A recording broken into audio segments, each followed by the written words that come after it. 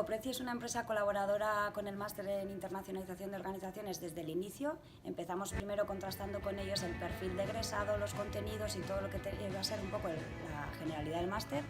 Y desde la primera edición empezamos a colaborar también en la metodología y evaluación de los alumnos.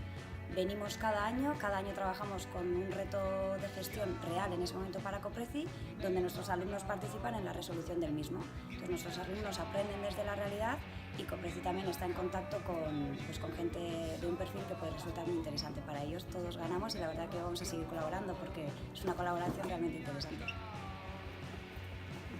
Bueno, eriz esan da gaurkoa oso esperientzia berazgarri iruditu jata. Ze lehenik eta behin ezautu dugu enpresa eta zelan funtzionatzen daben eta hierrak pieza danak zelan itzen daben. Gero uki dugu aukera espatriau bat Txinan dagoena entzuteko eta bere esperientziak gertutikan ezautzeko zelan doian dana, prozesua zelan izan da eta hori dana. Gero terek pixkat esplikau dozku, espatriazioan inguruan sortu aldian galderak eta hori dana.